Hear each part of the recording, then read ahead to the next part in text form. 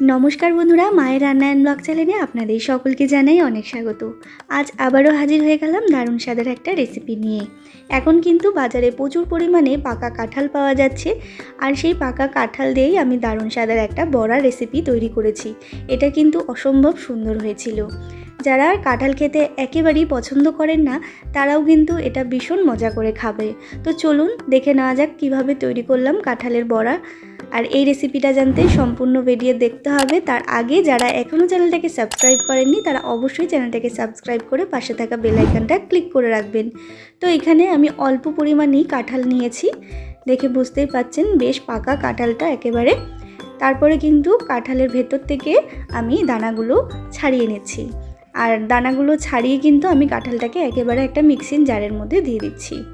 কাঁঠালের দানার সাথে যে একটা পাতলা পর্দার মতো আছে সেটাও কিন্তু ফেলে দিতে হয়, না হলে পেটে ব্যথা হয় আর ওটা কিন্তু একেবারেই হজম হয় না।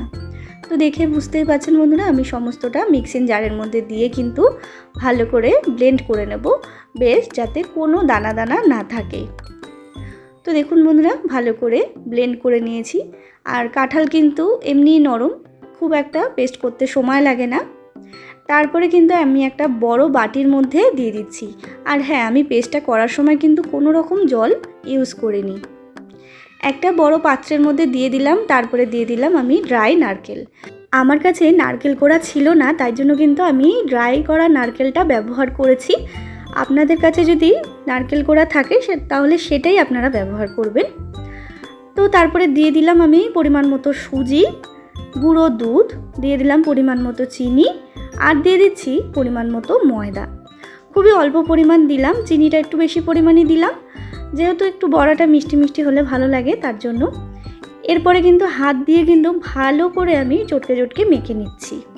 তো দেখুন বন্ধুরা, ভালো করে কিন্তু হাত দিয়ে মিক্স করতে হবে। আর এখানে কিন্তু কোনো রকম জলের ব্যবহার আর আপনাদের করতেই লাগবে না, কারণ কাঁঠাল থেকে এমনি অনেকটা পরিমাণে জল বেরিয়ে আসে। তো দেখুন ভালো করে মিক্স করা হয়ে গেছে। আর এখানে আগে থেকেই কড়াইয়ের মধ্যে আমি সাদা তেল গরম করে রেখেছিলাম, তেলটা গরমও হয়ে গেছে। এরপরে গ্যাসের ফ্লেমটাকে অবশ্যই লো টু মিডিয়ামে রেখে বড়াগুলো ভেজে ফেলতে হবে। তো দেখুন বড়াগুলো তো আপনারা সকলেই জানেন কিভাবে ভাজতে হবে। অবশ্যই গ্যাসের ফ্লেমটা কিন্তু লো টু মিডিয়ামে রাখবেন, নাহলে কিন্তু গ্যাসের ফ্লেমটা যদি বাড়িয়ে রাখেন তাহলে কিন্তু উপরটা পুড়ে যাবে আর ভেতরটা কিন্তু একেবারেই ভাজাটা হবে না।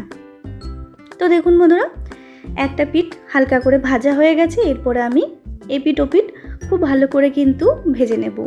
আর বড়াগুলো ভাজার সময় খেয়াল রাখবেন, বড়াগুলো কিন্তু বেশ টোপরের মতো ফুলে যায়। আর এর মধ্যে সুজি দেওয়ার কারণে কিন্তু বড়াটা বেশ মচমচেও হয়।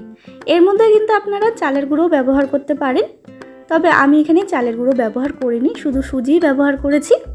তো দেখুন বন্ধুরা, আমার কিন্তু বেশ লাল লাল করে ভাজা হয়ে গেছে বড়াগুলো, আমার কিন্তু একেবারে রেডি। সেম প্রসেসে কিন্তু আমি সমস্ত বড়াগুলো ভেজে নেব। ঠিক এই রকমভাবে বাড়িতে একবার পাকা কাঁঠাল দিয়ে বড়া বানিয়ে খেতে পারেন, এটা কিন্তু ভীষণই ভালো লাগে খেতে। অনেকেই কিন্তু কাঁঠাল খেতে একদমই পছন্দ করেন না, মানে কাঁঠালের গন্ধটাও তাদের ভালো লাগে না। তারা কিন্তু এইভাবে কাঁঠালের বড়া বানিয়ে খেতে পারেন, এটা কিন্তু ভীষণই টেস্টি হয় খেতে। এটা আপনারা না করে খেলে একেবারেই বুঝতে পারবে না বন্ধুরা। তো বন্ধুরা, আমার এই রেসিপিটা কেমন লাগলো অবশ্যই কমেন্ট করে জানাতে ভুলবেন না। আর বাড়িতে কিন্তু অবশ্যই এটা ট্রাই করবেন, আর ট্রাই করে আমাকে জানাবেন কেমন হয়েছে। আমার এই রেসিপিটার মধ্যে যদি কিছু ভালো লেগে থাকে তাহলে অবশ্যই একটা লাইক করবেন, শেয়ার করবেন। আর যারা এখনও চ্যানেলটাকে সাবস্ক্রাইব করেননি তারা অবশ্যই চ্যানেলটাকে সাবস্ক্রাইব করে আমার পাশে থাকবেন নিত্য নতুন ভিডিও দেখার জন্য। আবারও হাজির হব নতুন কোনো রেসিপির সাথে। ততক্ষণের জন্য ভালো থাকবেন, ধন্যবাদ।